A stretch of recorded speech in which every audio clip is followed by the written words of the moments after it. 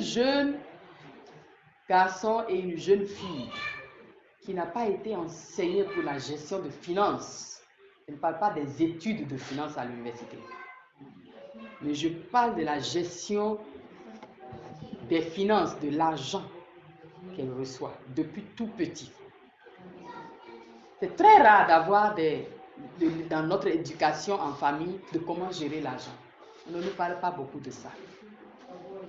À l'église, il y a beaucoup d'enseignements, mais on ne parle pas beaucoup sur le thème de comment gérer l'argent. Et c'est ça qui est le problème dans les mariages. L'argent qui est le problème. Des fois, ce n'est pas le manque d'argent, mais c'est la gestion de cet argent-là qui vient dans la famille. Comment le gérer? Une personne vient au monde jusqu'à y grandir, on ne lui apprend jamais comment gérer l'argent, c'est compliqué. Tu dois apprendre comment gérer l'argent. Et quand on parle de l'argent, on doit aussi parler de la gestion du matériel. Comment tu prends soin du matériel? Ça va un peu dans l'éducation en famille. Mais il y en a beaucoup qui ratent ça aussi. Parce que quand tu ne prends pas bien soin des matériels, tu vas l'acheter plusieurs fois. Et dans la question de la gestion de finances, ça joue sur les finances.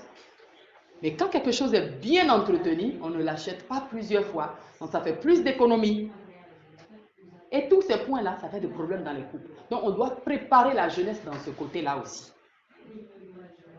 Il y a des jeunes filles, des jeunes hommes qui travaillent avant leur mariage des années. Vous êtes des enseignants, il y en a qui ont déjà fait 3 ans. Vous avez travaillé pendant 3 ans. Il y en a qui ont travaillé 2 ans. Il y en a qui ont travaillé 5 ans même. Ou bien. Mais votre argent que vous avez gagné là, c'est où?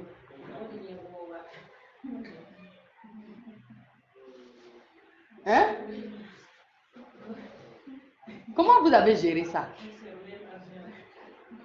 Mais quand tu es jeune fille et que à la fin du mois tu travailles quelque part et qu'à la fin du mois tu as commencé déjà par recevoir des salaires et que tu ne sais pas bien gérer cet argent, comment tu vas aller gérer l'argent dans ton couple? Quand tu es un jeune homme aussi, tu ne sais pas comment bien gérer ton salaire, ce que tu gagnes, même si tu es ouvrier, et que tu te maries, comment tu vas gérer l'argent dans ton couple? Et même quand les gens veulent se marier, on ne leur apprend pas la façon que tu gères ton salaire aujourd'hui, la façon que tu gères tes revenus aujourd'hui, ce n'est pas de la même façon que tu vas gérer dans le couple. On doit apprendre qu'une fois que vous êtes mariés, comment vous devez gérer votre argent. On doit apprendre ça, mais on n'en parle pas beaucoup.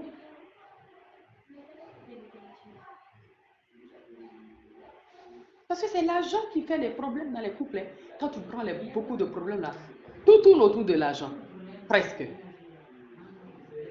La grande partie des divorces, des problèmes, c'est autour de l'argent. Autour de la gestion des finances. On doit apprendre ça avant d'entrer dans le mariage. Et ça commence par déjà comment tu gères ce que tu gagnes. Est-ce que tu économises? Tu as appris à épargner dans ce que tu gagnes? Ou bien tu dépenses tout? Tout ce que tu achètes, tu trouves, tu achètes. Tout ce que tu trouves, tu achètes. Et il y en a même, dans leur jeunesse, le petit salaire qu'ils ont là, ils dépensent ça tellement qu'ils ont même de dettes avant le prochain salaire. Mais si tu fonctionnes comme ça veut dire que tu vas trimballer cette habitude-là dans le mariage. Et vous allez aller de dette en dette, de dette en dette. Déjà, ton mariage, ça va être dans les dettes, parce que tu es habitué. Tu ne vas pas refuser quand ils vont vous proposer des dettes ou bien des questions de dettes vont venir, tu ne vas pas refuser, parce que tu es habitué aux dettes. Et qu'est-ce que la Bible dit? La Bible dit dans le livre de Proverbes que celui qui emprunte est esclave. La Bible qui a dit ça. Que celui qui prête de l'argent quelque part, celui qui emprunte de l'argent, celui qui a des dettes, il est esclave de la personne qui lui a prêté. Si tu achètes une chaussure et que tu n'as pas payé l'argent, tu es esclave de la personne à qui tu dois. Si tu prêtes de l'argent avant ton salaire, tu es esclave de la personne qui t'a prêté l'argent. Si dans ton couple, vous êtes assis dans les dettes, vous êtes esclave. Maintenant, Jésus a pris tout son temps pour venir vous libérer. Et maintenant, c'est toi-même qui te mets dans l'esclavage.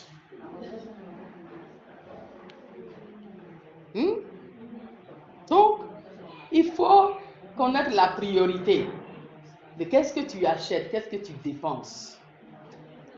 Quelles sont les dépenses qui sont de ta responsabilité? Il y a des dépenses qui ne sont pas de ta responsabilité. Il faut apprendre à épargner. Il faut apprendre à économiser. Tout ça là, vous devez parler ça. Mais vous ne parlez pas de ces choses jusqu'à vous rentrer dans le mariage. Si tu demandes beaucoup de personnes, ils ne parlent pas de finances avant le mariage. Ils ne parlent pas de leur salaire. Ils ne parlent pas de comment ils gèrent leur argent. Ils ne parlent pas de comment ils vont gérer l'argent. Jusqu'à ils entrent dedans. Et les problèmes commencent les premiers mois avec l'argent. Il faut parler de tout ça.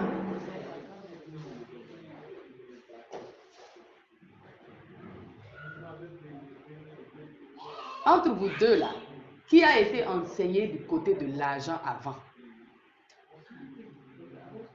Il y a des gens, quand l'argent est dans leur poche là, il faut que ça finisse. Il y a des hommes qui ne peuvent pas garder l'argent. Pas les femmes seulement. Il y a des hommes qui ne peuvent pas garder l'argent. Quand l'argent est dans sa poche, il doit dépenser tout. Il donne ses amis en désordre. Il devient le papa de tout le monde. C'est lui qui achète pour tout le monde. C'est lui qui prend soin de tout le monde. Alors que sa femme et ses enfants n'ont pas mangé à la maison. Il n'a pas réfléchi pour le mois prochain. Il n'a pas réfléchi pour leur avenir. Mais il est en train de gaspiller l'argent pour dire qu'il est en train de faire du bien. Ça, c'est une mentalité. Romains 12:2 dit que renouvellement de l'intelligence, il faut transmettre cette mentalité-là. Tu n'es pas responsable de tout le monde. La Bible dit que celui-là qui prend soin des autres personnes et qui abandonne les siens, les membres de sa famille, il est pire qu'un païen. Vous avez déjà lu ce verset-là? Il est pire qu'un païen. Quelqu'un qui ne prend pas soin de sa famille, qui ne prend pas soin de ses enfants et de sa femme, mais qui aide les gens gauche, droite, gauche, droite, gauche, droite. Donc la priorité, c'est ta famille d'abord. Après, tu aides les gens. Mais si, c'est ça que la Bible a dit, mais si tu aides tous les gens de ta famille, si tu aides, tu es en train d'encourager le bêtise des autres. Tu es en train de les encourager à ne pas prendre leurs responsabilités. Et tu prives tes enfants. Combien de personnes qui ne peuvent pas continuer leurs études parce que leur papa avait des moyens, mais il a soutenu tout le monde, il a aidé tout le quartier, il a aidé tout le village. Il a abandonné. La Bible dit que si tu fais ça, tu es pire qu'un païen. On ne doit pas faire ça. On va aider les gens, mais la priorité. Tu dois dépenser ton argent, mais tu dois savoir la priorité. Tu dois savoir épargner. C'est très important. Ce sujet sur les finances, c'est trop loin. Moi, j'ai un long enseignement par rapport aux finances. Donc, je crois qu'on va revenir un autre jour sur ça. C'est très important de ne pas jouer. Parce que l'argent est la racine de tous les maux. Et aussi jeune que vous êtes maintenant, là, commencez déjà par organiser vos finances. N'achetez pas de n'importe quoi. Disciplinez-vous.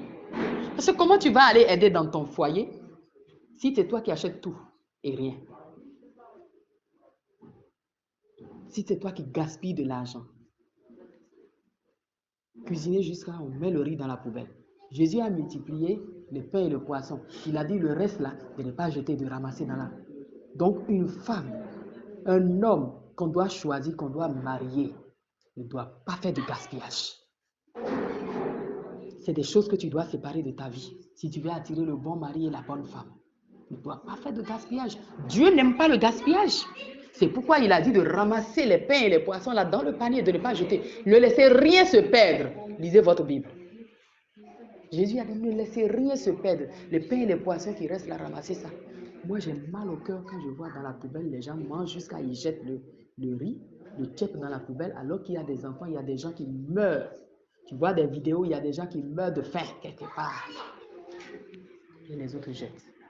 On va revenir sur la question de finances. Et vous allez parler, hein. Vous allez parler. Je vais vous aider. Parce que c'est très dangereux. Ça détruit les couples. Ça détruit les mariages. Madame qui fait de près, monsieur ne sait pas. Monsieur qui fait de près, madame ne sait pas. Après, ça amène même d'autres en prison. Sa femme est surprise que son mari a pris beaucoup d'argent et on vient le mettre en prison, mais madame ne savait pas. Ça, c'est un problème de manque de gestion de finances.